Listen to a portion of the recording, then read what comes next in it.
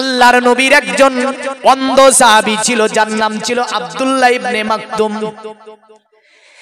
আব্দুল্লাহ ইবনে মাকতুম সাহাবী গুটি গুটি পায়ে আমার নবীর কাছে দেখা করবে, আমার নবীজির কাছে আসছে। নবীজি সালমাকে বলছে, সালমা, এই সালমা তুমি ঘরে চলে যাও। মা সালমা বলছে, ইয়া রাসূলুল্লাহ কেন? নবী বললে, সালমা দেখতে পাও না তুমি আমার সাহাবী আব্দুল্লাহ ইবনে মাকতুম আমার দরবারে আসছে? তুমি কি জানো না আব্দুল্লাহ ইবনে মাকতুমকে দেখে তোমার পর্দা করতে হবে? মা সালমা বলছে, নবীজি আব্দুল্লাহ ইবনে মাকতুম হচ্ছে অন্ধ সাহাবী। ওগো নবীজি, সে আমাকে দেখতে পাবে না, আমি চুপ করে আপনার দরবারে বসে থাকব। নবীজি বললেন, সালমা, যদি আব্দুল্লাহ ইবনে মাকতুম তোমাকে দেখতে না পায়, এ সালমা, তুমি তো আব্দুল্লাহ ইবনে মাকতুমকে দেখতে পাবে।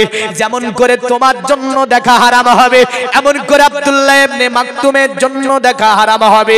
আল্লাহর নবী নিজের স্ত্রীকে ঘরের মধ্যে তাড়িয়ে দিলেন, ঘরের মধ্যে আপনার যেতে অনুমতি দিলেন আমার নবীজি। মা সালমা চলে গেল ঘরের মধ্যে। ইতিমধ্যে আব্দুল্লাহ ইবনে মাকতুম আমার নবীর দরবারে এসে হাজির হলো। জোরে বলেন সুবহানাল্লাহ। পর্দার বিধানটা কত দূর দেখেন। খোদার কসম বলছি, ওগো নারী, পৃথিবীর জমিনে তোমার কোনো সম্মান ছিল না, পৃথিবীতে তোমাদেরকে জিন্দা পুঁতে দেওয়া হতো। এ নারী, পৃথিবীতে তোমাদের কোনো জায়গা ছিল না। কোন জ্যোতিষী মনোঋষি এসে তোমাকে সমাজে উন্নতের সমাজে স্থান করে দিতে পারেনি। পৃথিবীর জমিনে সকল ধর্মের মানুষ তোমাকে নিয়ে খেলা করেছে, সকল জ্যোতিষী মনোঋষি এই পর্যায়ে তোমাকে পৌঁছাতে পারেনি যে জায়গায় আমার নবীজি তোমাকে আরোহণ করে দিয়েছে। আমার নবীজি তোমাকে সমাজের উন্নত শিখরে আরোহণ করেছে। নবীজি দেখেছিলেন তারা নারীদেরকে জিন্দা দাফন করে দেয়, নারীদেরকে নিয়ে তারা পশুর মতো ব্যবহার করে। নবীজি ওই সময় মক্কাতে বলেছিলেন, যতদিন পর্যন্ত আমি নবীজি নারী অধিকারকে পৃথিবীর জমিনে ফিরিয়ে দিতে না পারবো, আমি নবীজি এই মক্কা থেকে অতএব দুনিয়ার জমিন থেকে আমি নবীজি যাব না। আমার নবী বলেছিল, এ নারীরা তোমরা ভয় পেও না, দুনিয়াতে তোমাদেরকে অতএব মরুর প্রান্তর ঘুরে পুঁতে দেয়। আমি রাসূলুল্লাহ বলছি, পৃথিবীর জমিনে তোমাদেরকে এমন একটা জায়গায় স্থান করে দেব যে সকলে তোমাদের সম্মান করবে। তবে নারী যদি মানে তো ভালো, আর না মানলে গেল। হ্যাঁ, নারীদের পর্দা সম্পর্কে কটি কথা। নবীজি সাল্লাল্লাহু আলাইহি সাল্লাম তিনি দেখলেন যে নারীদেরকে যখন জিন্দা দাফন করে, তো আল্লাহর নবী মক্কাতে বলছেন যে যতদিন পর্যন্ত আমি নারী অধিকার ফিরিয়ে দিতে না পারবো, অতদিন আমি নবীজি মক্কা দুনিয়া থেকে যাব না। তো নবীজি কি বলছে দেখেন। আল্লাহর নবী সাল্লাল্লাহু আলাইহি ওয়াসাল্লাম তিনি আপনার সাহাবীদেরকে বলছেন, শোনো আমার সাহাবীরা, দুনিয়ার জমিনে তোমরা নারীদেরকে মারিবে না, নারীদের প্রতি তোমরা অন্যায় করিবে না, নারীদের প্রতি তোমরা অত্যাচার করিবে না, নারীদের প্রতি তোমরা অনাচার করিবে না। কোন সাহাবী বলল, ইয়া রাসূলুল্লাহ, যদি আমার স্ত্রী ভুল কাজ করে তাহলে কি তাকে আমি মারতে পারবো না?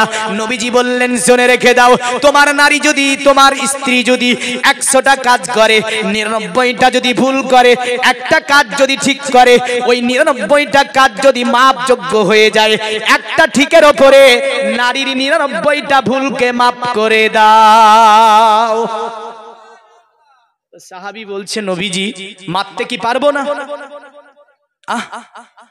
আল্লাহর নবী বললেন, না। আবারও বলছি, নবী যদি এমন অন্যায় করে যেটা মাপযোগ্য নয়, নবী বললেন, যদি মাপযোগ্য না হয়ে থাকে একটা মারো। কটা? 2টি মারো, 3টি মারো, তার বেশি নারীকে তুমি মারিও না। জোরে বলবেন না।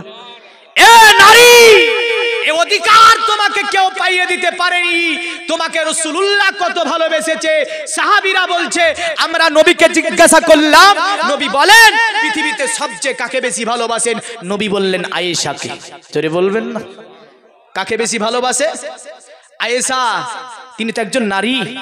তো নবীজি প্রথম উত্তরই বললেন, আমি পৃথিবীতে সবচেয়ে যাকে বেশি ভালোবাসি তিনি হচ্ছে আয়েশা। নবী দেখলেন মক্কাতে 1 নয় 2 নয় 600 পরিবারের নেতা, যার নাম ছিল দাহিয়াতুল কালবি ইনি ইসলাম যখন কবুল করে নিলেন, অনেক ঘটনা ইসলাম কবুল করাতে ওই দিকে যাব না, আমি নারী বিষয়গুলোকে টেনে আনবো আজের মধ্য থেকে। দাহিয়াত আল কালবি তিনি ইসলাম কবুল করলেন। নবীজি সেই রাত্রি দোয়া করেছিলেন, আল্লাহুম্মা আইজাল ইসলামা বি দাহিয়াত আল কালবি, আল্লাহ ইসলামের ইজ্জত সম্মানকে যদি তুমি রক্ষা করতে চাও দাহিয়াত আল কালবিকে হেদায়েত দাও। নবী হেদায়েত, আল্লাহ হেদায়েত দিল, কলেমা পড়লো। নবীর দরবারে মসজিদের থম ধরে দাঁড়িয়ে দাঁড়িয়ে অঝর নয়নে কাঁদছে। নবী বললেন, দাহিয়া কাঁদছো কেন? ফিরে আসলো, বলে নবী ৭৩টা মেয়েকে মরুর প্রান্তর ঘুরে আমি দাফন করেছি জিন্দা। নবীজি কাঁদতে লাগলেন, বলে তুমি এত পাষাণ যে মরুর প্রান্তর ঘুরে ছোট ছোট মহিলাকে তুমি মরুর প্রান্তর ঘুরে পুঁতে দিলে। নবীজি এবার বলছে, হাদিসে দেখে আল্লাহর নবী বললেন, পৃথিবীর জমিনে যে মা প্রথম অতএব নারী অতএব কন্যা সন্তান জন্ম দেবে, ওই বাড়িতে যেন আল্লাহর রহমত নেমে আসলো। জোরে বলবেন। নবী বললেন, যে পিতা একটা কন্যা সন্তানের জন্ম দিল, কন্যাটাকে সুন্দরভাবে লালন পালন করলো, ইসলামিক রুলসের মধ্যে চালালো, আল্লাহর নবী বললেন তার জন্য একটা জান্নাত রয়েছে। কোন সাহাবী বলল, নবীজি আমার দুটি কন্যা আছে। নবী বললেন, দুটি জান্নাত পাবে। আর একজন বলল, নবী আমার তিনটি কন্যা আছে। নবী বললেন, তিনটি জান্নাত পাবে। আর একজন বলল, চারটি আমার কন্যা আছে, বলল চারটি জান্নাত পাবে। আর একজন বলল 7 পর্যন্ত নবীর সম্মুখে বলল। আল্লাহর নবী বললেন, অতএব তোমাকে আল্লাহ পাক 7টি জান্নাত দান করবে। কত বড় বর্ণনা নারীদের জন্য, যে একটা কন্যা সন্তানের যে ব্যক্তি মালিক হবে সে একটা জান্নাতের মালিক। সুবহানাল্লাহ। কেন এত বড় কথা বললেন নবী? এই কারণে যে ছেলেগুলোকে নারী মানে প্রথম সন্তান যদি কন্যা হতো ওকে জিন্দা পুঁতে দিত, আবারও কন্যা জিন্দা পুঁতে দিত, আবারও কন্যা জিন্দা পুঁতে দিত। নবী বলছে, শোন, যাদেরকে জিন্দা পুঁতেছিস আর পুঁততে পারবি না, আমি নবী এমন সংবিধান বলে যাব, এমন সংবিধান তৈরি করে দিয়ে যাব যে এই নারীদেরকে ভালো না বাসলে জান্নাত যাওয়া যাবে যাবে না। তো রাসূল সাল্লাল্লাহু আলাইহি সাল্লাম নারীদের প্রতি অত্যাচার করতে নিষেধ করলেন। তো নবী যা দিয়ে গেলেন আমাদেরকে, এগুলো না দরকার আছে না নাই? হ্যাঁ, নবী যা বললেন সেগুলো আমাদেরকে মানা দরকার আছে। আল্লাহর নবী সাল্লাল্লাহু আলাইহি ওয়াসাল্লাম যার কারণে আপনার সনাতন ধর্মের একটা কিতাবটির নাম হচ্ছে আপনার ভবিষ্য পুরাণ। এই ভবিষ্য পুরাণের মধ্যে বলেছে, এতসলিলন্তরে মিলোচ্চাচার্যেন সম্ভাবিত মহামাদিতি খ্যাত শিক্ষ শাখা সম্ভাবিত নিপ্রসেচ মহাদেবং মরিস্থল নিবাসী নমো গঙ্গা জলস্য সংস্নাপ্য পঞ্চগব্য সম্ভবিতে নমস্তে বিরিজানা মরিস্তাল নিবাসিনে তীব্রার সুরনাসায় বহু মায়া প্রবার দিনে। বলল দুনিয়ার জমিনে মরুর স্থলে একজন ব্যক্তি আবির্ভাব হবে, জিনার চরিত্র হবে অতি উত্তম। জোরে বলেন। আচ্ছা, নবী কোরআন দিয়ে ইসলাম প্রচার করেছে না চরিত্র দিয়ে? কোরআন দিয়ে। আল্লাহ বলছে, ইন্নাকা আলা খুলুকিন আযীম। এ নবী, আপনি উত্তম চরিত্রের অধিকারী। আপনার চরিত্র দেখে দলে দলে দলে দলে মানুষ এসে ইসলাম কবুল করে নিয়েছে। আপনার চরিত্র দেখে আজ বিভিন্ন ধর্মের মানুষ এসে কি করেছে? ইসলাম কবুল করে নিয়েছে। কিন্তু আজকে আমাদের কথা শুনে মানুষ আর কেন? আমাদের চলাই ভুল, বলাই ভুল, খাওয়াই ভুল, ওঠাই ভুল, বসাই ভুল, পোশাকে ভুল, আশাকে ভুল, এ ভুল, ও ভুল, দুনিয়ার সব ভুল আমাদের মধ্যে ঢুকে গিয়েছে না যায়নি? সব বুঝলেন, জোরে পাল্টে আমরা চালাই। কারণ যুগটাই হচ্ছে অন্যরকম যুগ, ইন্টারেস্ট। সেদিন আমাকে একটা মাসালা জিজ্ঞাসা করছে, কি বেশ অ্যাপস, ওই অ্যাপসে নাকি টাকা রাখলে লাভ পাওয়া যাবে। একজন মৌলভী সাহেব রেখেছে, বলবে যুগটা কোন যুগ দেখেন। তা আমি বললাম যে অ্যাপসটা মানে আমি তো বুঝি না, আমাকে বুঝিয়ে দাও তো। বললো মৌলভী সাহেব এখানে ইনভেস্ট করতে হবে, ইনভেস্ট যদি করেন আপনি তাহলে টাকা পাবেন। এটা সুদ না? সুদ না? সুদ না? সুদ না। একাধিক মানুষ এর পিছনে পড়ে আছে। যার কোন রাসূলুল্লাহ বলেছেন এমন একটা যুগ আসবে, এমন একটা জামানা আসবে, হারাম হালাল মানুষ বাঁচবে না, জড়িয়ে পাল্টে চালাবে আর মসজিদে গিয়ে ইবাদত করবে। হারাম হালাল আর বাঁচাবাচির সময় নাই। হ্যাঁ দেখেন, আমি যেটা বলতেছিলাম, পৃথিবীর জমিনে ইহুদিদের বহু চক্রান্ত চলছে। এই চক্রান্ত থেকে আমাদেরকে বাঁচতে হবে। বিভিন্ন অ্যাপসের মধ্য দিয়ে, বিভিন্ন আমাদেরকে টাকার প্লাবন দেখিয়ে, বিভিন্ন আমাদেরকে ইনভেস্টের প্লাবন দেখিয়ে আমাদের মধ্যে হারামকে ঢুকিয়ে দিচ্ছে না, দিচ্ছে না, দিচ্ছে। এই থেকে আল্লাহ আমার সমাজকে হেফাজত করে, সকলে বলুন আল্লাহুম্মা আমিন। কারণ একদিন আমাদের সকলকে মরতে হবে। পৃথিবীর জমিনে উত্তম চরিত্রের যিনি অধিকারী, তিনি কে? মুহাম্মদ সাল্লাল্লাহু আলাইহি ওয়াসাল্লাম। এই কারণে পৃথিবীতে মার্কিন যুক্তরাষ্ট্রের একজন বিজ্ঞানী পৃথিবীর জমিন থেকে যিনি সর্বপ্রথমে চাঁদের মাটিতে পা রেখেছিলেন, নাম ছিল তার নীল আর্মস্ট্রং। পৃথিবী থেকে যিনি যখন আপনার 1969 খ্রিস্টাব্দে 20 জুলাই 10:56 চাঁদের মাটিতে পা রাখলেন। চাঁদের মাটিতে পা রেখে তিনি চাঁদে আপনার ভ্রমণ করলেন, চাঁদ তিনি দেখলেন, চাঁদ গবেষণা করলেন। চাঁদ গবেষণা করার পরে পৃথিবীতে যিনি যখন আপনার নেমে আসলেন, সকল দিক থেকে তাকে ঘিরাও করলো, সকলে ধরলো। বলো পৃথিবীর জমিন থেকে সর্বপ্রথমে তুমি চাঁদের মাটিতে গিয়েছিলে, বলো চাঁদের মাটিতে তুমি কি দেখতে পেলে? বললো শোনো, পৃথিবী থেকে আমি চাঁদের মাটিতে পা রাখার পরে আমি চাঁদের মাটিতে যে জিনিসগুলো দেখেছি, তবে একটা জিনিস দেখে আমি তাজ্জুব হয়েছি। বলে কি জিনিস দেখতে পেয়েছো? বলে চাঁদে দেখলাম একটা বড় করে যেন দাগ কাটা আছে, চাঁদের এই প্রান্ত থেকে নিয়ে এই প্রান্তর পর্যন্ত। আমি নীল আর্মস্ট্রং ওই দাগটা সম্পর্কে কিছুই বুঝতে পারিনি। তারা বলল গবেষণা করো। তারা বলল পৃথিবীর বিভিন্ন কিতাব তারা এক জায়গায় করলো, যেমন করে ধর্মীয় গ্রন্থ থেকে নিয়ে বিভিন্ন মনীষীদের কিতাব তারা এক জায়গায় করলো। স্টেপ বাই স্টেপ দেখতে লাগলো, বেদে কোনো চাঁদের এমন বর্ণনা খুঁজে পেল না। তারা মহাভারত খুললো, মহাভারতে চাঁদের এমন কোনো বর্ণনা পেল না। জানদে বাস্তা খুললো, জানদে বাস্তায় চাঁদে এমন কোনো বর্ণনা পেল না। ত্রিপিটক খুললো, তাতে কোনো এমন আপনার চাঁদের বর্ণনা পেল না। শেষ পর্যন্ত তারা নৈরাশ হয়ে আল কোরআনের কাছে ফিরে আসতে হলো। আল কোরআনকে তারা খুলে দিল।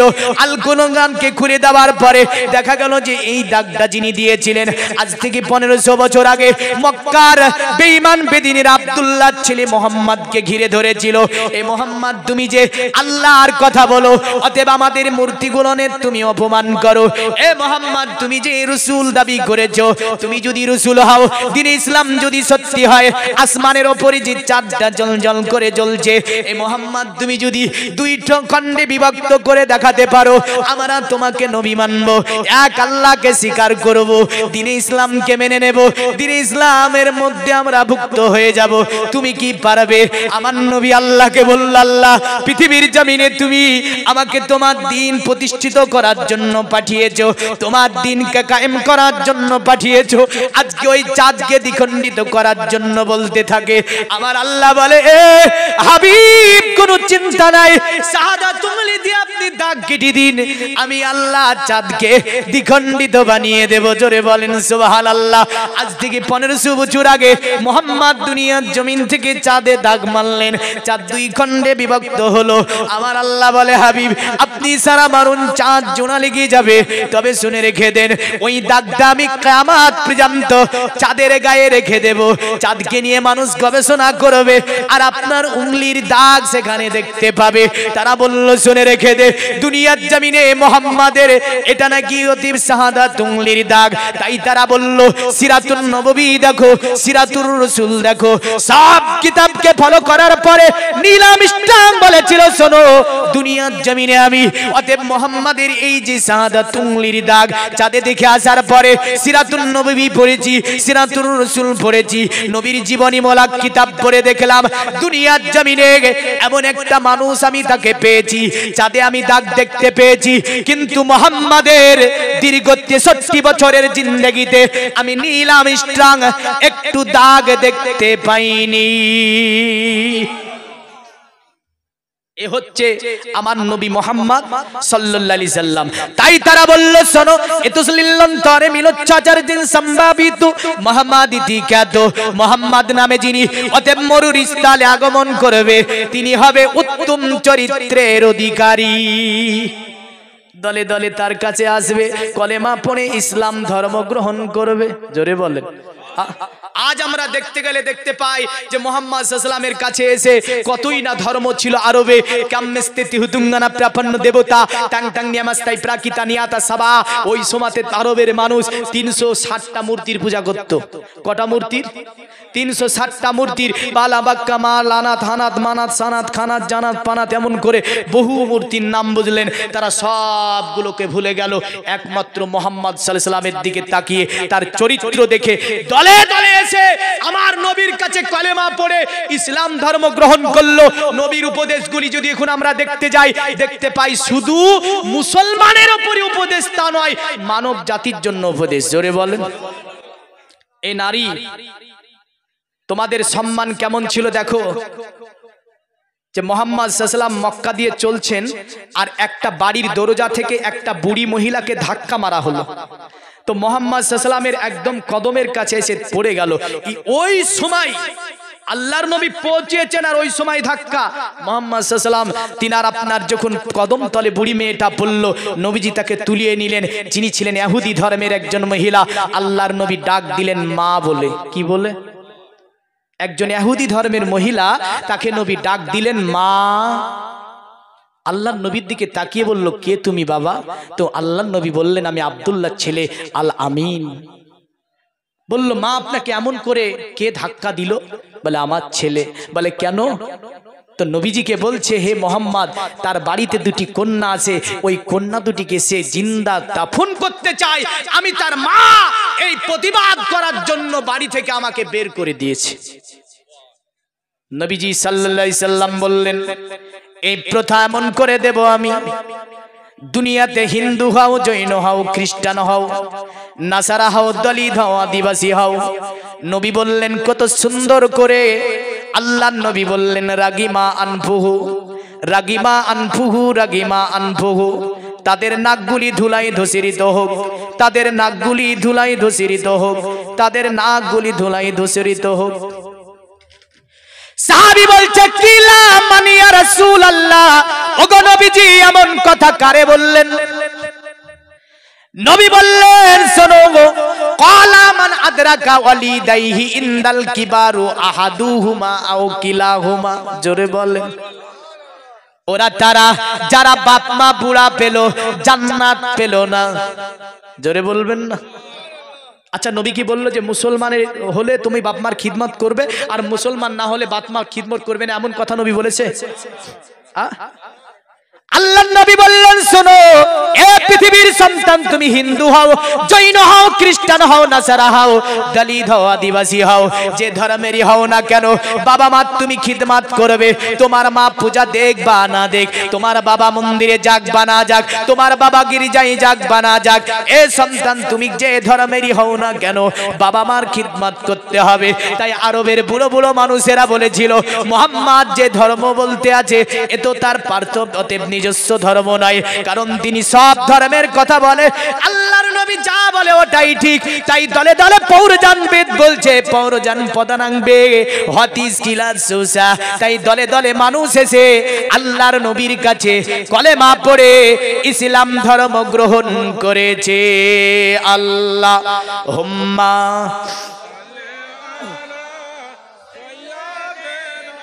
মাওলানা মুহাম্মদ ওয়ালা আলি।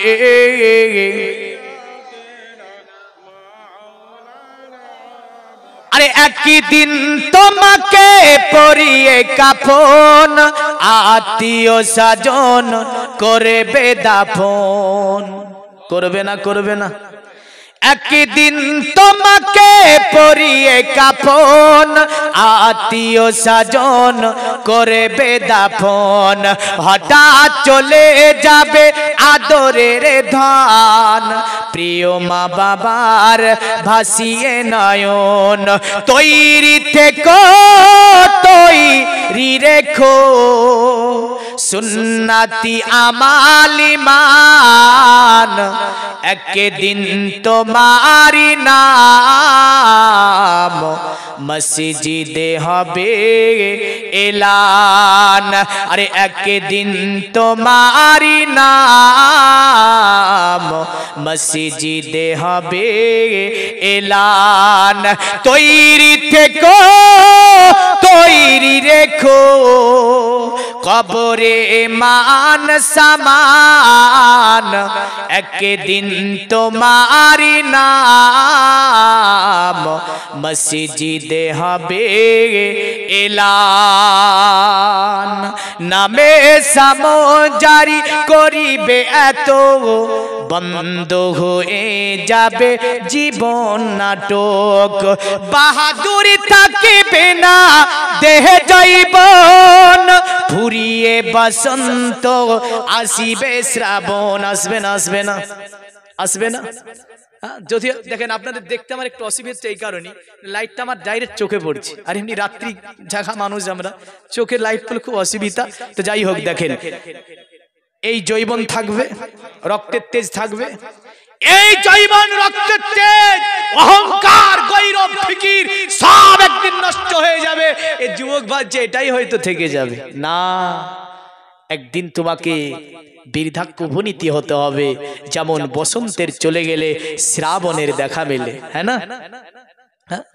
নামে সামন জারি করিবে এত বন্ধ হয়ে যাবে জীবন নাটক বাহাদুরি থাকিবে না দেহে জৈবন ফুরিয়ে বসন্ত আসিবে শ্রাবণ তৈরি থেকো তৈরি রেখো কোরআনি আমাল ঈমান একদিন তোমারি নাম মসজিদে হবে এলান একদিন তোমারি নাম মসজিদে হবে এলান আল্লাহুম্মা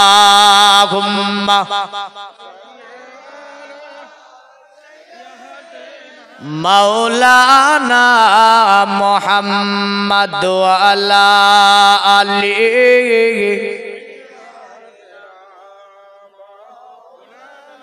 পৃথিবীর মুমিন মুসলমান তারা শুধু তাই বলে নাই তারা বলল পৃথিবীর জমিনকে যিনি অতএবে পৃথিবীর জমিনটাকে যিনি বাসযোগ্য করে তুলেছেন তিনি হচ্ছে আব্দুল্লাহ ছেলে মোহাম্মদ পৃথিবীতে মানুষকে মানব হিসাবে যিনি প্রতিষ্ঠিত করেছেন তিনি হচ্ছে আব্দুল্লাহ ছেলে মোহাম্মদ দুনিয়ার জমিন থেকে যিনি কুসংস্কারকে মিটিয়েছেন তিনি হচ্ছে আব্দুল্লাহ ছেলে মোহাম্মদ দুনিয়ার জমিন থেকে যিনি অশ্লীলতাগুলোকে মিটিয়েছেন তিনি হচ্ছে আব্দুল্লাহ ছেলে মোহাম্মদ অতঃপর বলল নমস্তে বিরিজানাত মরিস্থল নিবাসিনে ওগো মরিস্থলে আগমনকারী ব্যক্তি তোমাকে জানাই আমরা প্রণাম তোমাকে জানাই আমরা সাধুবাদ তিপ্রা রাসূলুল্লাহ সাহেব বহুমায়া প্রবার দিনে দয়া করে তোমার কদমের নিচে আমাদেরকে একটু জায়গা দিও তাহলে আমাদের জীবনটা ধন্য হয়ে যাবে জোরে বলেন সুবহানাল্লাহ কারণ দুনিয়ার জমিন থেকে আমরা যদি নবীর প্রেমিক নবীর ভালোবাসা নবীর উপদেশগুলি জীবনে বাস্তবায়ন করে যেতে পারি আমার আল্লাহ কোরআনুল কারীমে এইভাবে বলছে লাকাদ জাআকুম রাসূলুম মিন আনফুসিকুম আজিজুন আলাইহি মা আনিতুম হারিয়েসুন আলাইকুম বিল মুমিনিনা রাউফুর রহিম আমার আল্লাহ বলছে শোনো মানব জাতি তোমাদের মধ্য থেকে একটা নবী আমি আল্লাহ তোমাদের মধ্যে পাঠিয়ে দিয়েছি আমার আল্লাহ বলছে তোমাদের দুঃখে পড়া কষ্টে পড়া দিনের জন্য যিনি আমার দরবারে মঙ্গল কামনা করে বলেন তো আমাদের জন্য যিনি আল্লাহর কাছে মঙ্গল কামনা করে তিনি কে এই আমাদের জন্য যিনি আল্লাহর কাছে বলেছি, তবে ঘুরে আল্লাহ কত ওয়াজ বুঝে বুঝতে তো পারছি।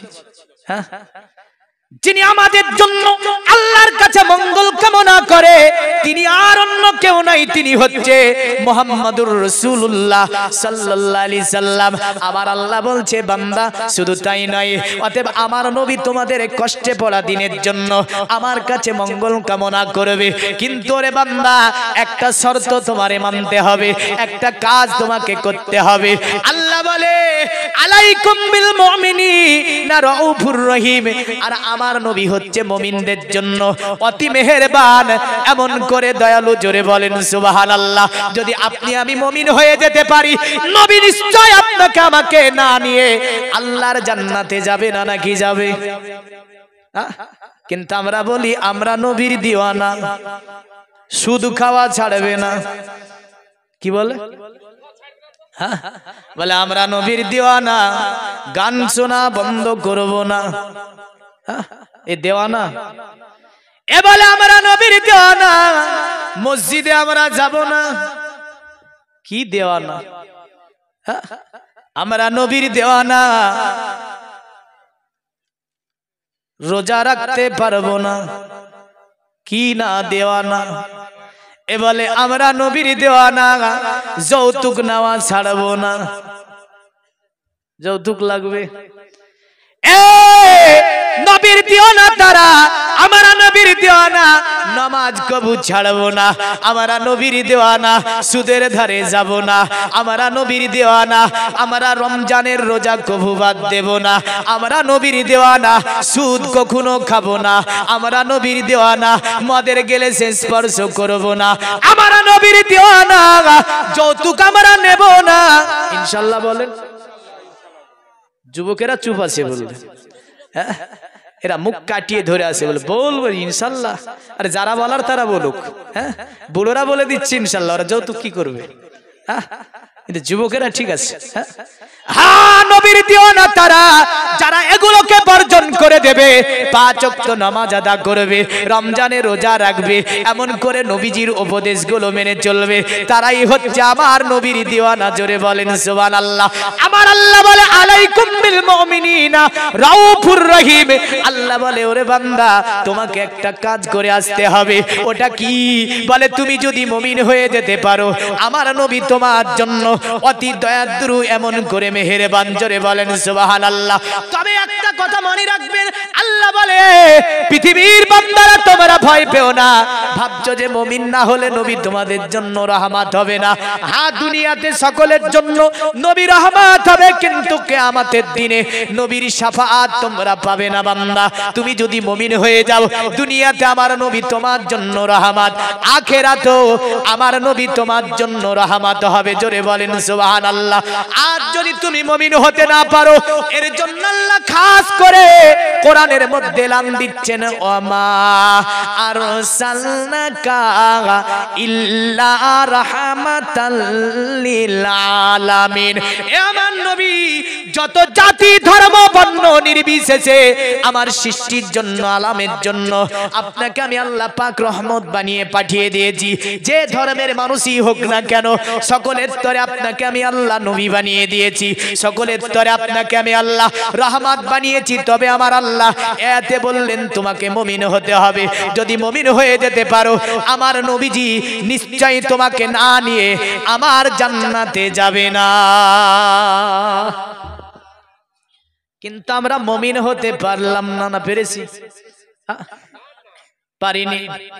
এ দুনিয়ার মুমিন মুসলমান, আমার আল্লাহ অন্য আয়াতে এভাবে বললেন, তিলকার রাসূলু ফাদ্দালনা বাদাহুম আলা বাদিম মিনহুম মান কাল্লামাল্লাহু ওয়া রাফা বাদাহুম দারাজাত। আমি আল্লাহ দুনিয়ার জমিনে অনেক নবী রাসূলকে পাঠিয়েছি আমি আল্লাহ, কেন দিন কায়েম করার জন্য। আমার আল্লাহ আদম নবী থেকে নিয়ে ঈসা নবী পর্যন্ত নবী রাসূল পাঠিয়েছে। সকল নবীর একটাই কাজ ছিল, দিনে ইসলামকে কায়েম করে দেওয়া, দিনে ইসলামকে প্রতিষ্ঠিত করা, দিনে আল্লাহর দিনকে আপনার দুনিয়াতে বিস্তার করা। এক আল্লাহ কি জিনিস মানুষকে জানিয়ে দেওয়া, এক আল্লাহ কি জিনিস মানুষকে বুঝিয়ে দেওয়া। আমার নবীও এই কাজের জন্যই দুনিয়ায় এসেছিলেন। আমার আল্লাহ বলে, অনেক নবী রাসূল আমি দুনিয়াতে আমি আল্লাহ পাঠিয়েছি, তবে একজনকে দ্বিতীয় জনের ওপরে আমি আল্লাহ ফাজিলাত দিয়েছি, একজনকে দ্বিতীয় জনের ওপরে আমি আল্লাহ পাক শ্রেষ্ঠতা দান করেছি। এমন নবী আমি আল্লাহ দুনিয়ার জমিনে পাঠিয়েছি যাকে আমি আল্লাহ কালিম বলেছি। কালিম কে ছিল? মুসা। এই কোরআনে সবচেয়ে কোন নবীর নাম বেশি আছে বলেন তো? কটার সূরাতে আছে মুসা নবীর নাম জানেন না? হ্যাঁ, আমার ঘরের ছেলেরা কোরআনে কটা সূরা আছে তাও জানে না, কোরআনে কটা আয়াত আছে তা জানে না। আর বলিউডের নায়ক নায়িকাদের বুঝলেন গানগুলো যদি বলতে দেয়, বাবা রে, ধম ধম ধম ধম করে ওই যে আপনার ডিজে বাজাবে আর পিকনিক করে কি নাচানা নাচে। হ্যাঁ, ও যে কি যে বুঝে ওতে বুঝলেন, ও বুঝে না আর বাপও বুঝে না কি বলে ওতে, কিন্তু নাচে। ওকে যদি জিজ্ঞাসা করা হয় কোরআনে কটা সূরা বলতো, তো সূরা কি জিনিস তাই জানে না। হ্যাঁ হ্যাঁ, মুসা নবী আলাইহিস সালামের জিকির পবিত্র কোরআনে 29টা সূরাতে আছে। জোরে বলবেন না? কটা সূরাতে আছে? 29টা সূরাতে আছে। ইব্রাহিম আলাইহিস সালামের জিকির 19টা সূরাতে আছে। নূহ নবী আলাইহিস সালামের জিকির 9টা সূরার মধ্যে আছে। এমন করে আমার আল্লাহ পাক এক একজনের 4টি সূরা, 2টি সূরা, 1টা সূরা, 5টা সূরা, 7টা সূরা, সবচেয়ে মুসা নবী আলাইহিস সালামের জিকির 29টা সূরাতে এনেছে। সবচেয়ে মুসা নবীর নাম কোরআনে বেশি আছে। জোরে বলবেন না? এটা জানা গেল না গেল না? জানা গেল। আল্লাহ সূরা বাকারার মধ্যে বলছে, আমি আল্লাহ মান কাল্লামাল্লাহ, এমন রাসূল পাঠিয়েছি দুনিয়ার জমিনে যার সঙ্গে আমি আল্লাহ ডাইরেক্ট দুনিয়াতে কথা বলতাম, যাকে আমার আল্লাহ কালিম উপাধি দিয়েছিলেন। আমার আল্লাহ বলছে, ওয়ারাফা বাদাহুম দারাজাত, আর সকল নবীদের উপরে আমি আল্লাহ যাকে শ্রেষ্ঠতা দান করেছি তিনি হচ্ছে মুহাম্মদুর রাসূলুল্লাহ সাল্লাল্লাহু আলাইহি ওয়াসাল্লাম। তাহলে নবীজির উম্মত আমরা, আমার আল্লাহ সূরাতুল বাকারাতে বলছে এইভাবে, শোনো অতএব এই নবীর উম্মতেরা, আমি আল্লাহ পাক তোমাদেরকে সমস্ত উম্মতের উপরে শ্রেষ্ঠতা দান করেছি। কারণ যত নবীর উম্মত আছে সকলের চেয়ে শ্রেষ্ঠ উম্মত হচ্ছে নবী মুহাম্মদুর রাসূলুল্লাহর উম্মত। সকল উম্মতের উপরে শ্রেষ্ঠ এরা। এই কারণে অথর্ববেদে বলেছি, অসবু মাসু কমারুহি দীপদত্তং জগৎপতি হসিনা সাধু দমান নমস্তে সবার যে গুণা নিবিতান চিররান্না সোনা খোনাং হয় না প্রতিমদ্দাতিং নিপ্রলিঙ্গ চুদ্ধ দোষান কোটি সোনিয়নো সতিং অতোতে সং ভবিষ্যন্তি মানাংসি বিসদানিবে বসুদে বাংলা গাতি পুণ্যগন্ধানি স্পিরিসাম পরজান পদানাংবে হতিস কিলান সোসা। মানে করবে এবার তো, মানে নিতে গেলে কিছু দিতে হয় না, হয় না? এই দিতে হয় না? কিছু নিতে গেলে কিছু দিতে হয়। ইব্রাহিম আলাইহিস সালাম দাঁড়িয়ে আছে, তো ইব্রাহিম আলাইহিস সালাম বললেন, হঠাৎ করে ইব্রাহিম আলাইহিস সালাম শুনতে পাচ্ছে কি জানেন?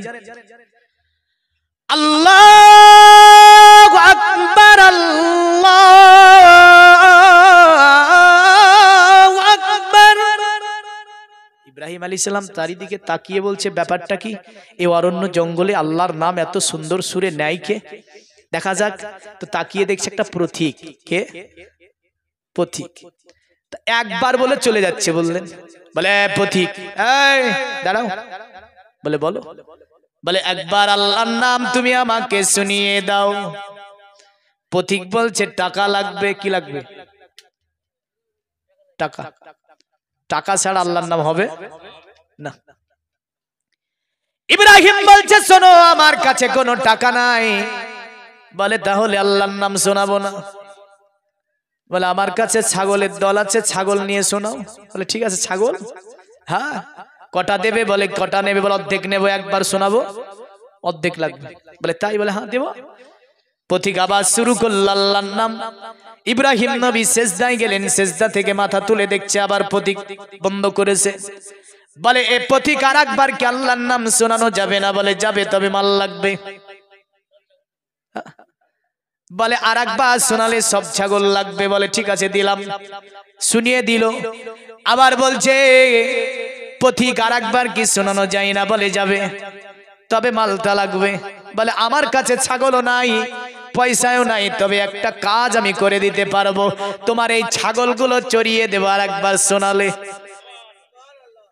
ছাগল চড়াতে একটা মানুষ লাগবে? বলে তাই নাকি? বলে একদম আল্লাহর নাম শুনিয়ে দিল গো।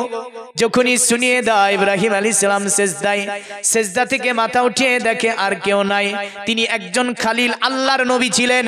আল্লাহর কাছে আবেদন করলেন, আল্লাহ ছাগলগুলো বুঝিয়ে দিতে হবে তাকে আমার, কারণ এই মাল তো আমার আর নাই। আল্লাহ আমি কারে বুঝিয়ে দেব? আল্লাহ বলে, ইব্রাহিম, এ নবী ইব্রাহিম উনি দুনিয়ার কোনো মানুষ ছিল না, উনি ছিল আল্লাহর ফেরেশতা জিবরাইল আলাইহিস সালাম।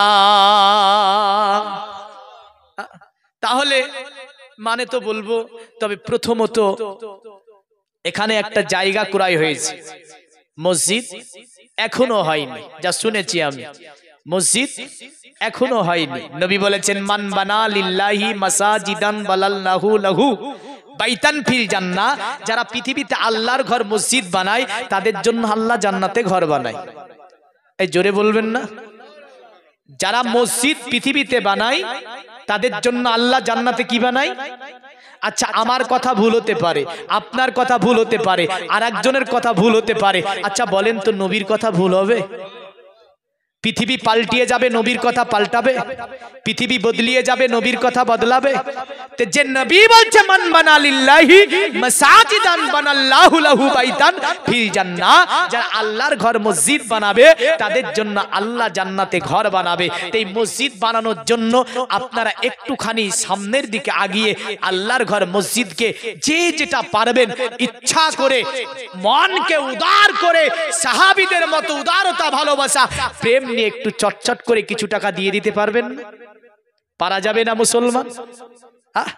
কারণ যুগ যুগ ধরে আমরা দেখেছি এই মুসলমান লাখ লাখ কোটি কোটি টাকা ব্যয় করে মসজিদ বলেন, মাদ্রাসা বলেন, এতিমখানা বলেন, এমন করে আপনার ওয়াকফ সম্পত্তি বলেন, কোটি কোটি টাকা ব্যয় করে এই মুসলমান করে গিয়েছে, এখনো করবে। কোনো অসুবিধা আছে না? একটু চটচট করে এসে এখানে আপনি দিয়ে যাবেন। আমি আদায় বেশি করব না, কারণ দেখেন আদায় আমি এমন ধরে করব না, কারণ আদায় করতে গেলে সময়ের বিঘ্ন ঘটবে, টাইমও সংকীর্ণ আছে। তাই বলবো একটু চটচট করে আপনারা দিয়ে যাবেন, আল্লাহ ভালোবাসবে।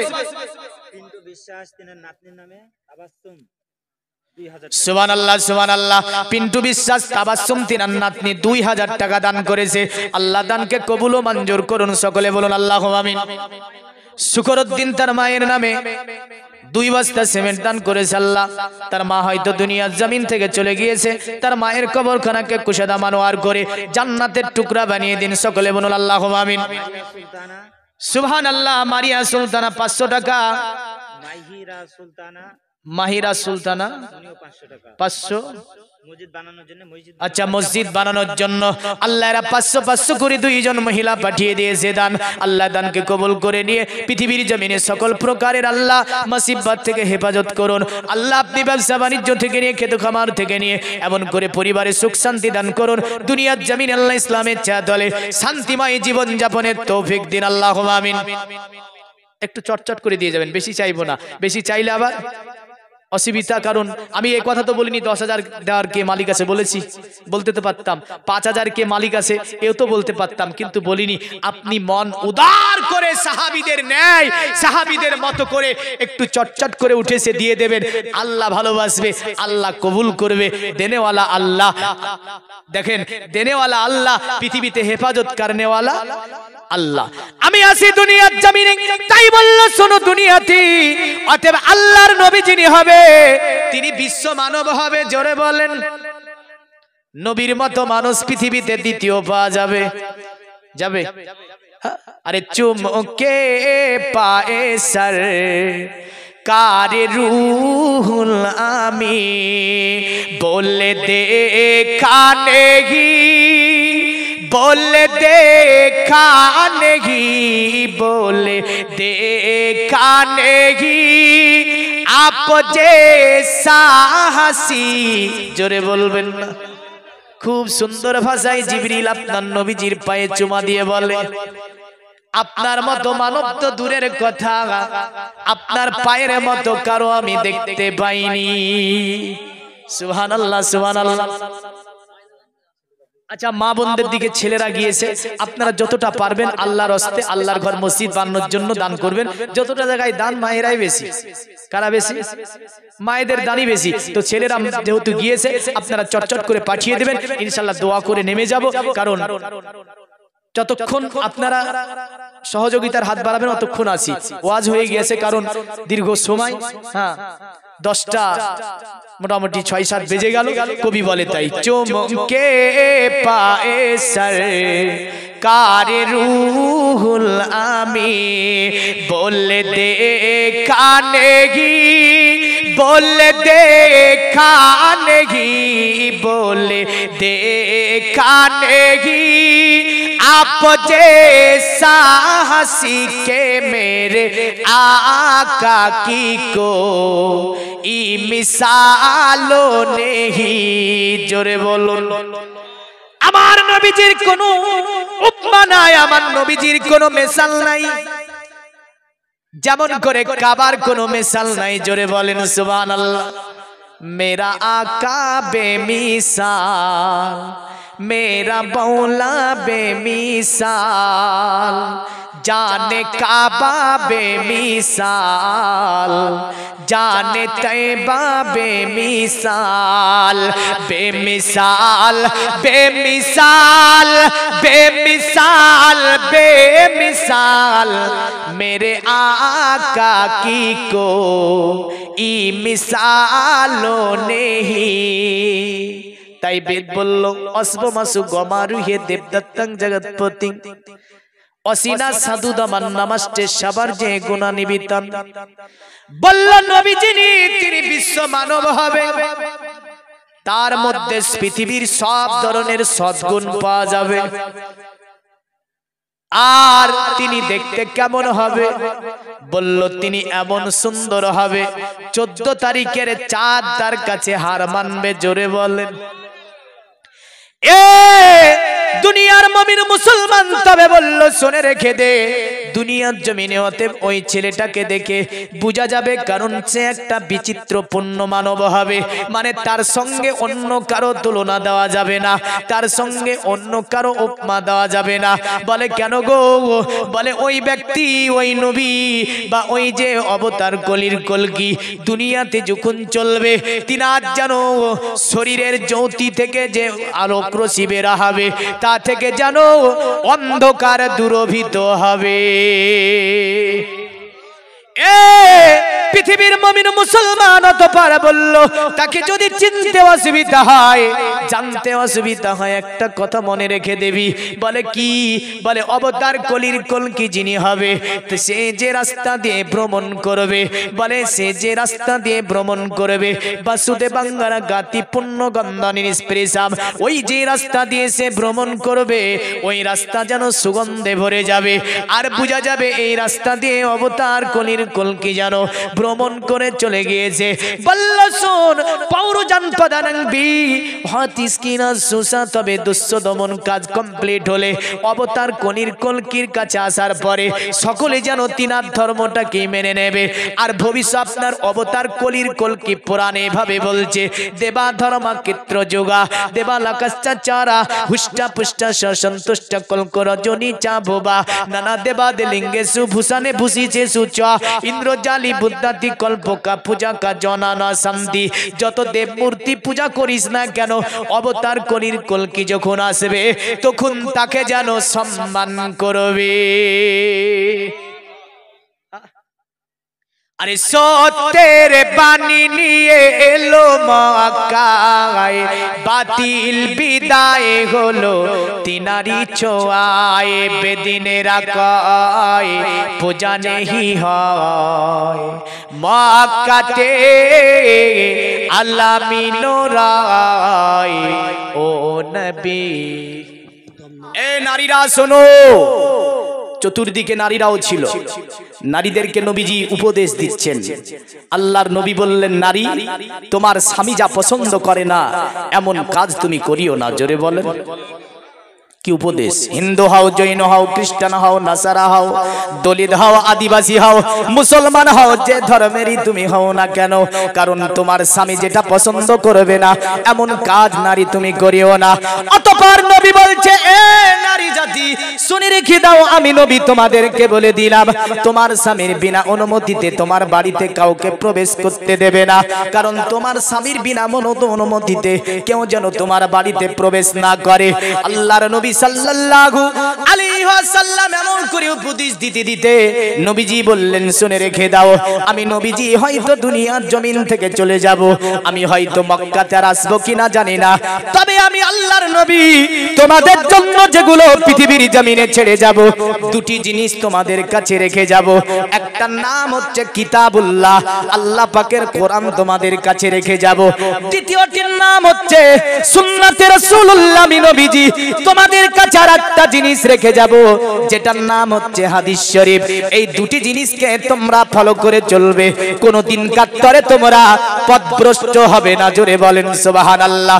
আল্লাহর নবী বললেন, শোনো আমার সম্প্রদায়, এই দুনিয়ার মানব, আমি নবী দুনিয়ার জমিন থেকে যদিও চলে যায়, মক্কাতে নবী হয়তো আমি আর আসবো কিনা জানি না, তবে আমার জীবনের সবচেয়ে যেটা বড় মুজিজা সেটার নাম হচ্ছে আল কোরআন।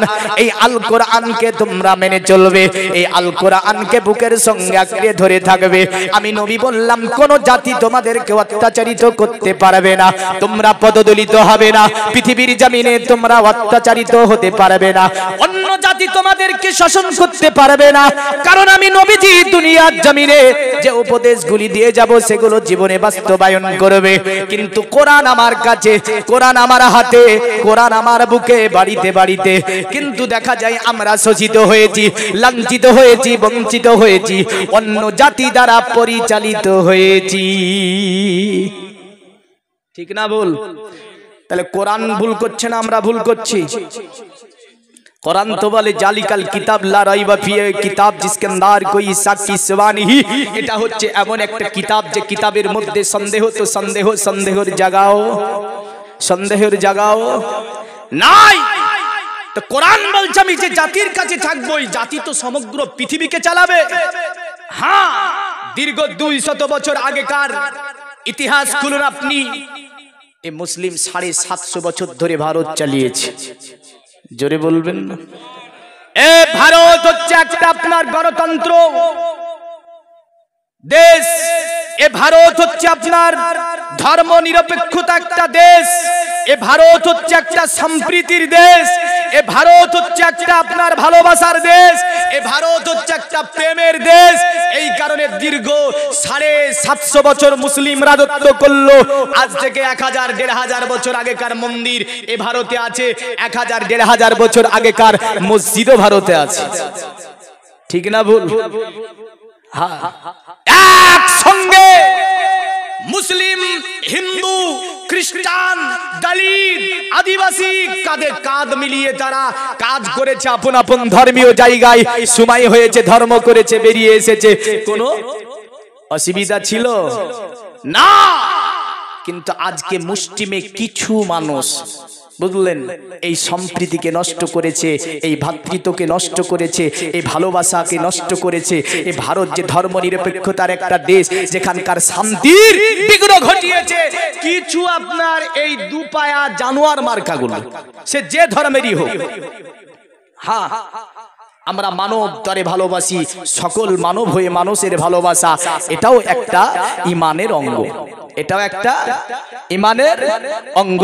আসিয়ে আল কোরআনে কি আছে প্রথম নম্বরে আমি বলে যাব। তবে দেখেন, আমি জাতিকে একাধিক রিকোয়েস্ট করে যাব, যিনারা কোরআন পড়া জানেন না, অবশ্যই আজকে ওয়াদা করতে হবে কোরআন পড়া শিখবো, তবে শোনাবো, নতবা 10 বছরে একটা করে যদি গ্রামে 4টা জালসা হয়, প্রতিটা জালসা থেকে একটা করে নিলে 10 বছরের মধ্যে পুরা জীবন ইসলামিক রুলসে এসে যাবে না? যাবে না? আসবে না? আসবে। কিন্তু আমরা নিতে পারবো না, আমরা নেব না। ঠিক না ভুল? আমরা নেব না। আল কোরআনে কি আছে? আমার আল্লাহ পাক আপনার এই কোরআনকে পাঠিয়েছে দুনিয়ার জমিনে মানব জীবনের আপনার একটা গাইডলাইন করে দুনিয়ার জমিনে আমার আল্লাহ পাক এই কোরআনকে পাঠিয়েছেন। আমার আল্লাহ বলে, শোনো পৃথিবীর মানব, তোমরা চলা বলা কর্ম ধর্ম, একটা মা বাচ্চাকে জন্ম দেবে, বাচ্চার আপনার শৈশব কৈশোর থেকে নিয়ে যৌবন থেকে নিয়ে বৃদ্ধাক্য উপনীতি থেকে নিয়ে আপনার ওই বাচ্চার জীবনে আপনার শিক্ষা জীবন, এমন করে আপনার অর্থনৈতিক জীবন, রাজনৈতিক জীবন থেকে নিয়ে সাংস্কৃতিক জীবন থেকে নিয়ে একটা মানব জীবনে যা কিছু দরকার আমার আল্লাহ বলে আমি কোরআনুল কারীমের মধ্যে সমস্ত কিছু বর্ণনা দিয়ে এই কোরআনটা তোমাদের কাছে পাঠিয়ে দিয়েছি। এই কারণে নবী বললেন, শোনো আমার জাতি, তোমরা কোরআনকে ফলো করে চলবে, কোরআনকে সর্বদাই মেনে নেবে।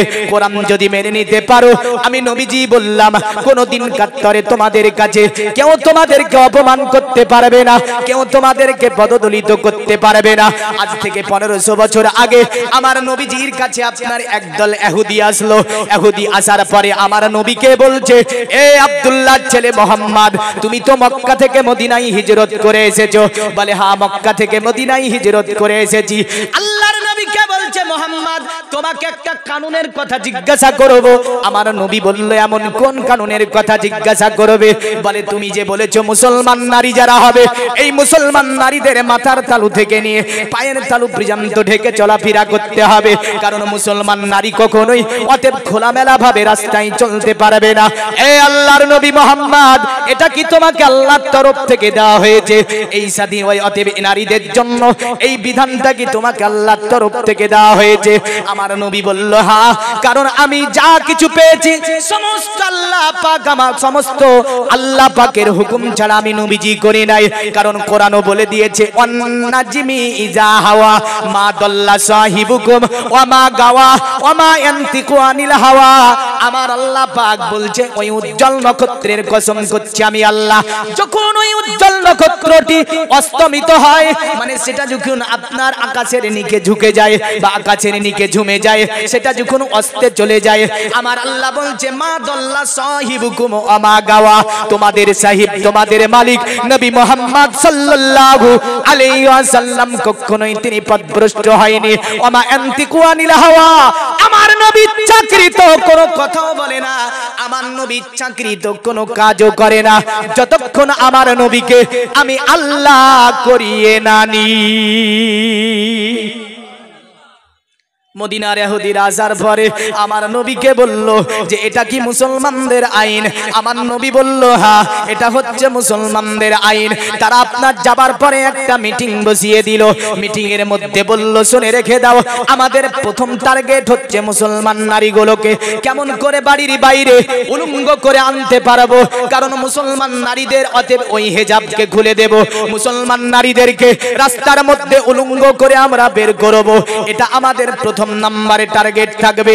তাদের মধ্যে জ্ঞানীগুণীরা বলল, শোনো, আল্লাহ নবীকে তারা এতটা মানে, আব্দুল্লাহর ছেলেকে তারা এতটা মানে, জানের চেয়েও বেশি তাকে মেনে নিয়েছে। এটা যদি করতে হয় কোনো প্ল্যান করতে হবে, কারণ নতবা মুসলমান নারীগুলোকে এমন করে বাড়ির বাইরে বের করা যাবে না।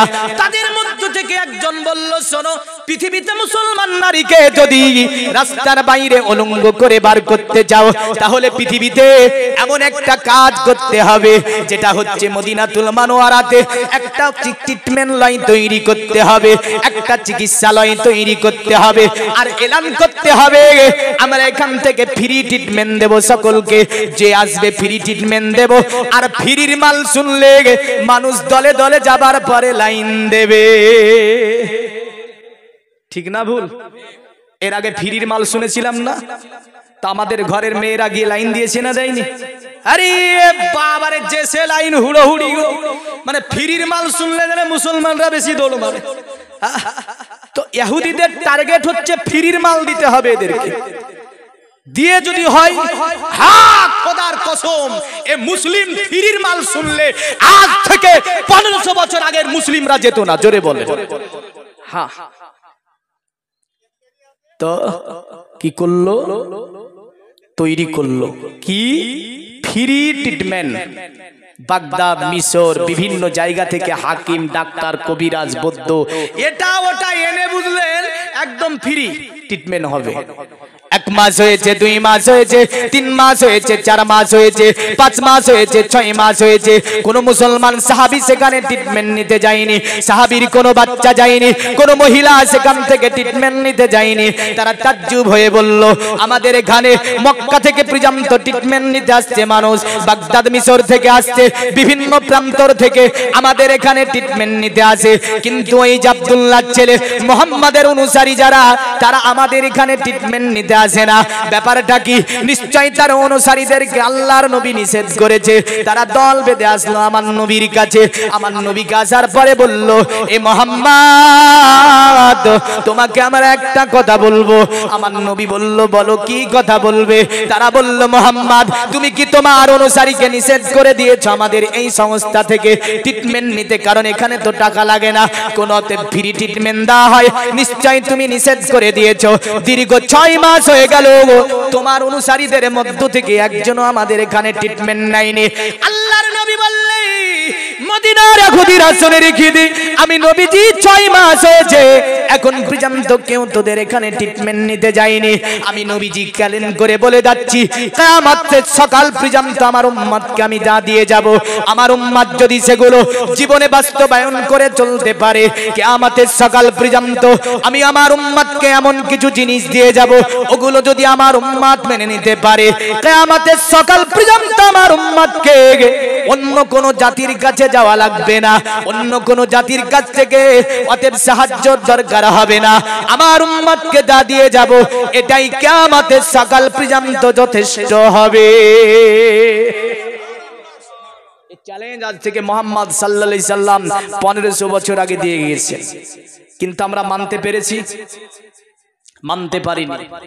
বুকে হাত দিয়ে বলেন তো, কয়জন মুসলমান কোরআন পড়া জানেন? জালসা দেব, যারা জালসা দেয় তারাও জানে না। আর নমাজ তো বুঝলেন, মনে হয় যে মাপ সকলের ওপর, মানে উচিত কথা বললে বন্ধু বেজার। আমি সেই দিন একটা জায়গা ছিলাম, তো এশার নমাজের সময় ঢুকলাম, বুঝলেন, এশার নমাজে ঢুকে বুঝলেন দেখছি একবারে দৌড়িয়ে বেড়াচ্ছে সব কমিটি। তা আমি বললাম, ওরা নাবালক নাকি? যারা দৌড়ে বেড়াচ্ছে না নাবালক? নীতিতে আসুন, রুলসে আসুন, নিশ্চয়ই কাজ হবে। আর রুলসে না আসলে কখনোই কাজ হবে না।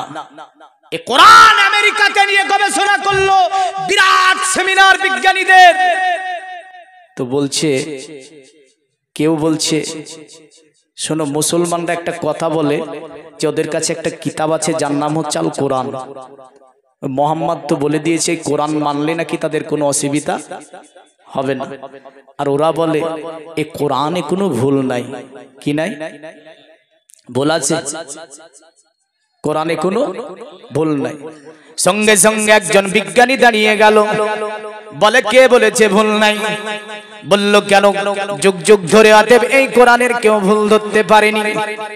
এই কোরআন অনেক বিজ্ঞানী, অনেক সাহিত্যিক, মনীষী, জ্যোতিষী থেকে নিয়ে কেউ আজ পর্যন্ত একটা ভুল প্রমাণ করতে পারেনি।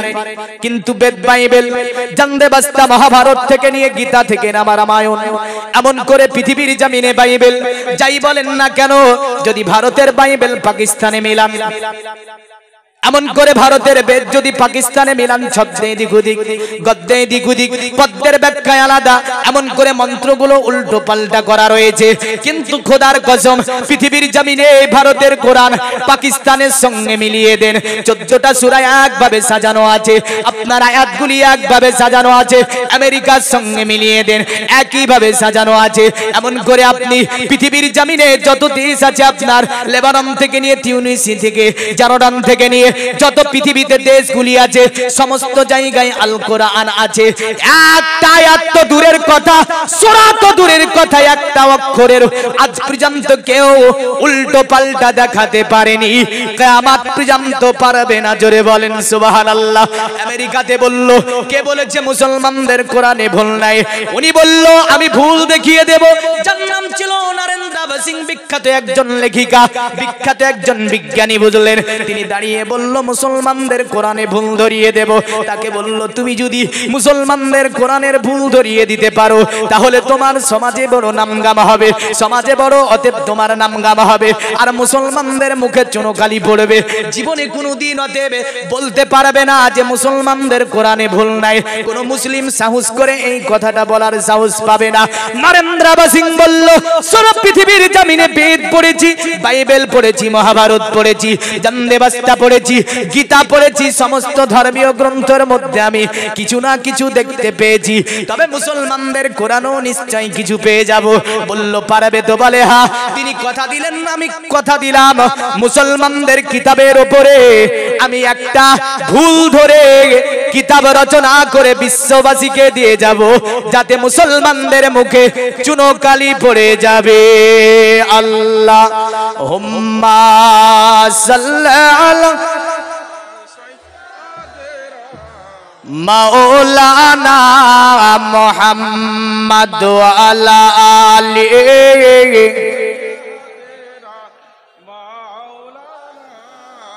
আরে পড়ো গো কোরআন মধুর সুরে, দিয়ে মন প্রাণ অন্তর তোমার সদা হবে, পড়িলে কোরআন। জোরে বলুন, আর একটু জোরে বলতে হবে।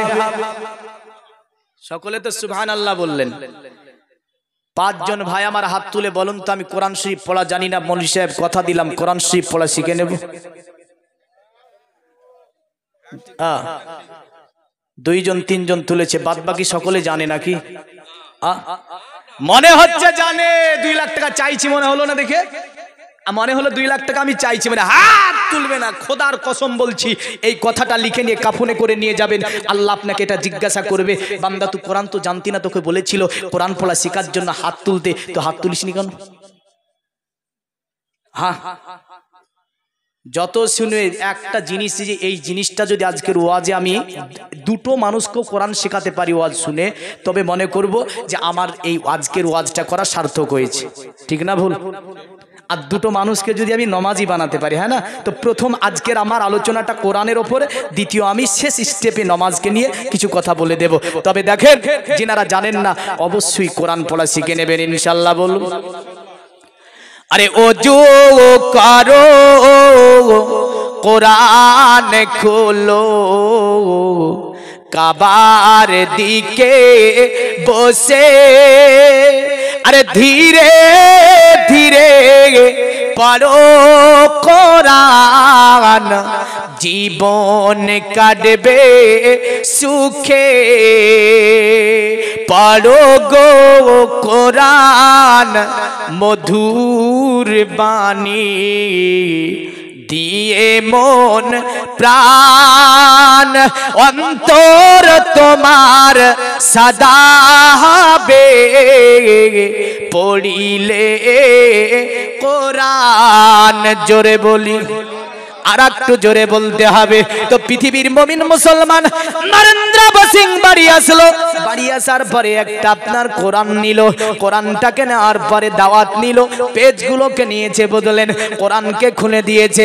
কোরআনকে যখনই খুলে দেওয়া, আল্লাহ পাক বলছে জালিকাল কিতাবুল লা রাইবা ফি, এটা ওই কিতাব যে কিতাবের মধ্যে সন্দেহ তো সন্দেহ, সন্দেহের জায়গাও নাই। জোরে বলেন সুবহানাল্লাহ।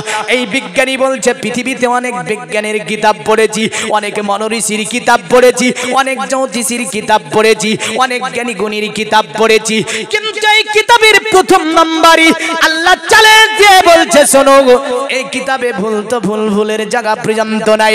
তিনি ভাবলেন তাজ্জবকর ব্যাপার, প্রথম ব্যাপারই বলে ভুলের জায়গাও পাওয়া যাবে না। তিনি একটা করে কোরআনের যতটা আয়াত আছে সব আয়াতগুলোকে তিনি দেখতে দেখতে দেখতে দেখতে পুরা কোরআনকে একবার খতম করে ফেললো, কিন্তু কোরআনের মধ্যে একটাও ভুল খুঁজে বের করতে পারলো না। তিনি তাজ্জব হয়ে গেলেন। গেলেন। তাজ্জুব হওয়ার পরে মনে মনে ভাবছেন, পৃথিবীর জমিনে কথা দিয়েছি মুসলমানদের কিতাব আল কোরআন থেকে ভুল ধরবো, কিন্তু একবার পরে তো আমি একটাও ভুল ধরতে পারলাম না। তিনি দ্বিতীয়বার চেষ্টা চালাবেন।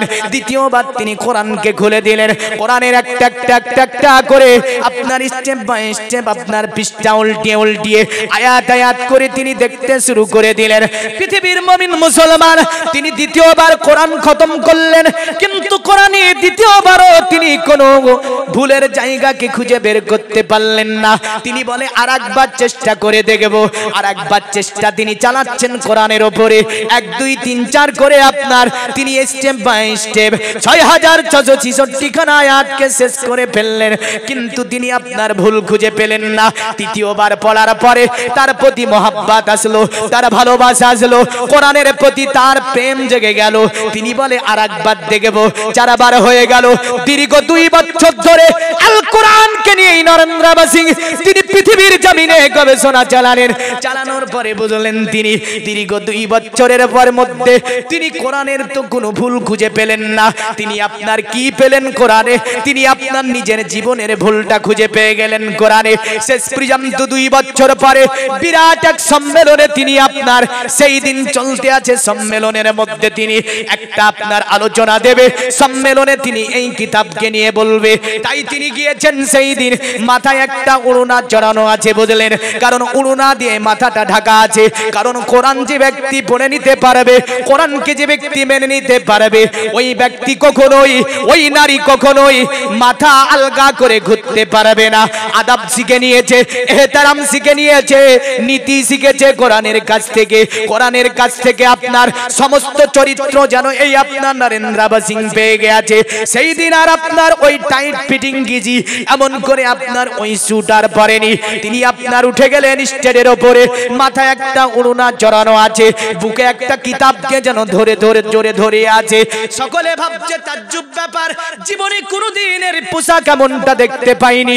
আজকে দেখছি মাথায় যেন ওড়না জড়ানো আছে, পুরা সালোয়ার কামিজ দিয়ে শরীরকে যেন আবৃতি করেছে। আবৃত করার পরে তিনি যেন স্টেজ আরোহণ করেছে।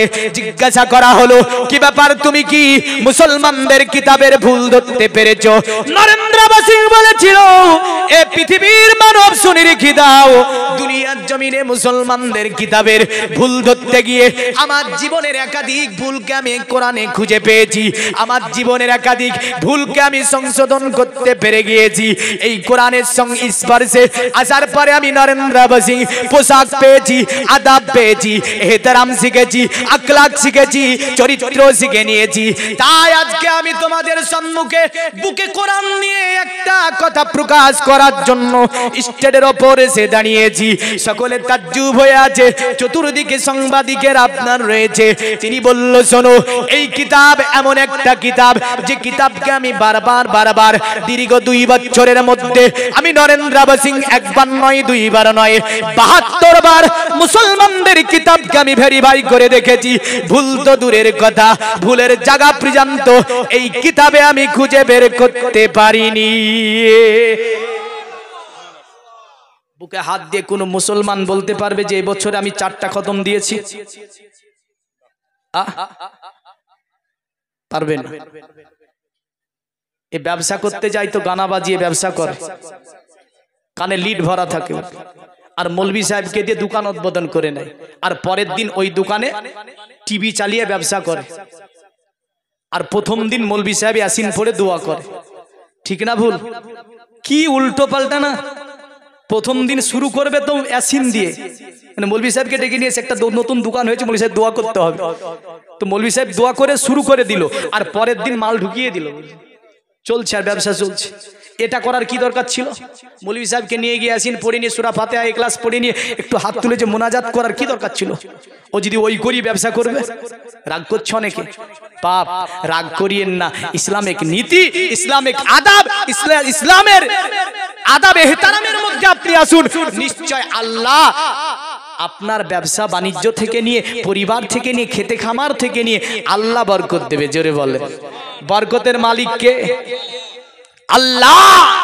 বরকতের মালিক হচ্ছেন আমার আল্লাহ, শান্তি দেওয়ার মালিক হচ্ছে আমার আল্লাহ, সুস্থ রাখার মালিক হচ্ছে আমার আল্লাহ, দুনিয়ার জমিনে আপনাকে চলমান রেখেছে আল্লাহ, শ্বাস কার্য পরিচালনা করছে আল্লাহ। তো নরেন্দ্র বসিং বলেছিল সেই দিন শোনো আমি এসেছি একটাই কারণে, আমি আজকে ধর্ম চেঞ্জ করে কলেমা পড়ব। কারণ কোরআনের সংস্পর্শে এসে অমানুষ মানুষ হয়ে যায়।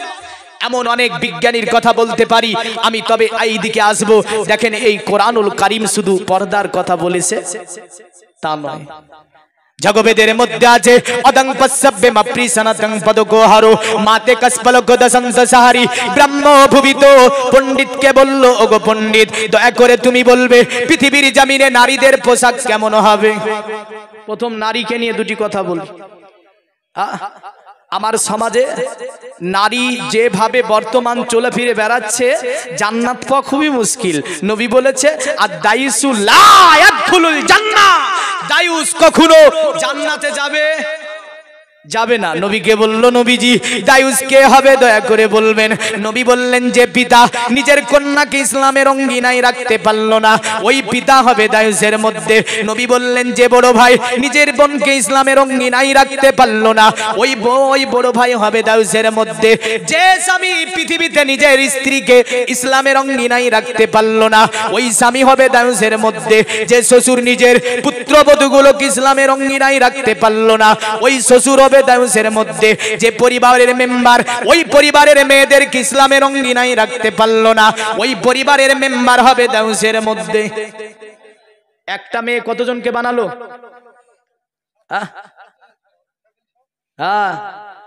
একদম 6 থেকে 7 জনকে আপনার বানিয়ে দেবে দায়ুস একটা মহিলা। নবী বললেন ও জান্নাতে যেতে পারবে না। এখন বলছে মুসলমানরাই নাকি নারীদেরকে ঢেকে রেখেছে। না, নারী তোমাকে পর্দার কথা সব কিতাবই বলেছে। নারী মানে নারী হয়। এখন তো নারীরাও জালসা করে গো বাপ। হ্যাঁ, আর দ্বিতীয় হচ্ছে যুগটা আলাদা না। বর্তমানে যুগের হাওয়া বইছে উল্টো দিকে, লিখতে বসে চিন্তা করি লিখি কোন দিক থেকে। বর্তমানের যুগের হাওয়া বইছে উল্টো দিকে, সব উল্টো পাল্টা চলছে। তো পণ্ডিতকে বলছে পণ্ডিত তুমি বলো নারী পোশাক কেমন হবে জগবেদে।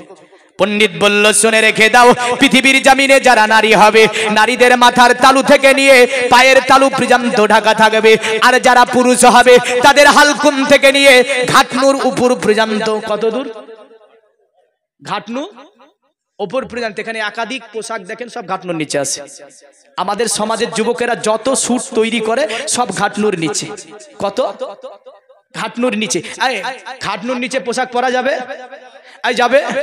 যিনারা ঘাটনুর নিচে পোশাক পরিধান করছেন অবশ্যই স্যুটটাকে কেটে ছোট করে নেবেন, ঘাটনুর ওপরে পড়বেন, হরমোন কমে যাবে, পুরুষত্ব কমবে আপনার। এমন করে যেগুলো নার্ভ আছে নার্ভ কমজোরি হবে। রাসূলুল্লাহ সাল্লাল্লাহু আলাইহি ওয়াসাল্লাম যেটা বলেছেন বিজ্ঞান গবেষণা করে চিকিৎসা বিজ্ঞানী একই কথা বলল। আল্লাহর নবী মুহাম্মাদের মতো বড় বিজ্ঞানী পৃথিবীতে আর অন্য কেউ নেই। নবী এক নজর দেখে বলে দেয় যা বিজ্ঞানকে গবেষণা করতে 10 বছর লাগে। কত বছর? 10 বছর লাগে। আর মুহাম্মদ সাল্লাল্লাহু আলাইহি ওয়াসাল্লাম একবার নজর দিলি সেটা বলে দেয় এ হচ্ছে মুহাম্মদ সাল্লাল্লাহু আলাইহি ওয়াসাল্লাম।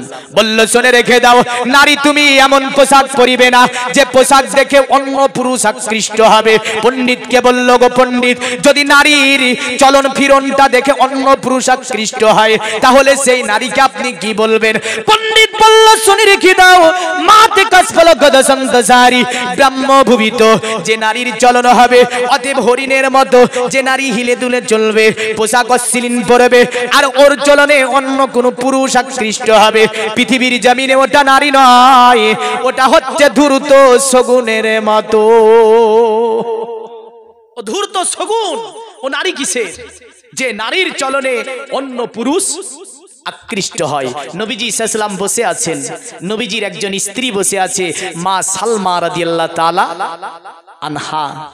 তো নবীজির সঙ্গে মা সালমা কথা বলছে, কারণ এই সালমার ঘরে রাসূল সাল্লাল্লাহু আলাইহি ওয়াসাল্লাম তিনি যেতেন যখনই সালমাকে ডাকতো সালমা মা সালমা বলতো লব্বাইক ইয়া রাসূলুল্লাহ।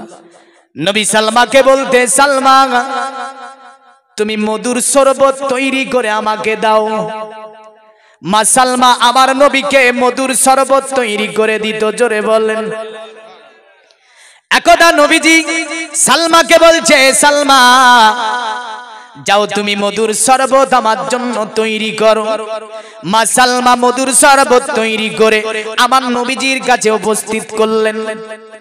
আল্লাহর নবী পান করলেন। মা সালমা নবীজির সঙ্গে কথা বলছে।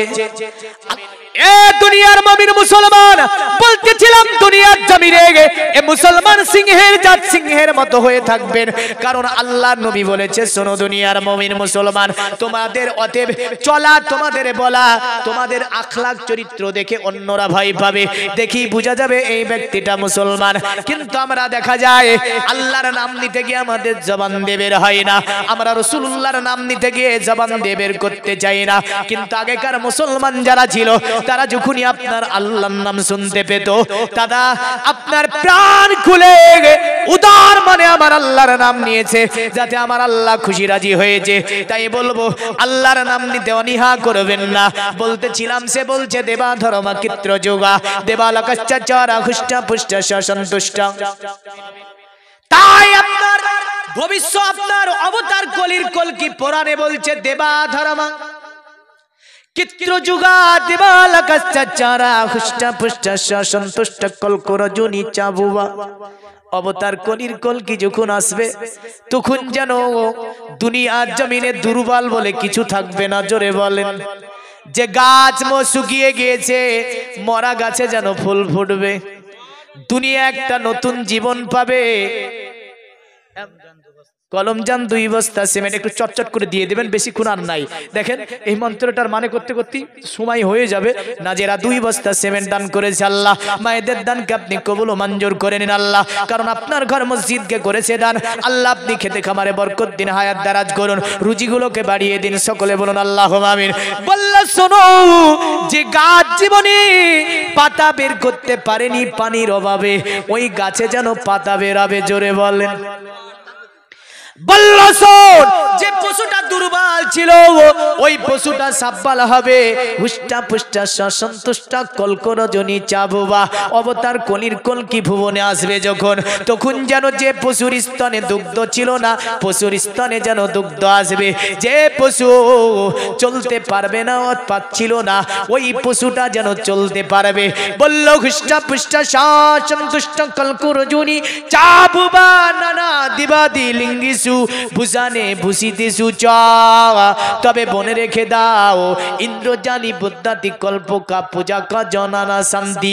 অবতার কলির কলকে আসার পরে দুনিয়ার জমিনটাকে তিনি যেন ধর্মীয় বিষয়ে এমন ভাবে সংস্কার করবে যে এই ইন্দ্রজালিকদের কল্প কাহিনীগুলিকে তিনি সবগুলো মিটিয়ে দেবে। বলেন তো ইন্দ্রজালিকদের এগুলোকে মিটিয়েছে কে? অবতার কলির কলকি মিটিয়েছে। তাদের আপনার ভবিষ্যৎ, তাদের আপনার কলকি পুরাণে বলছে তিনি হবে অতএব অবতার কলির কলকি।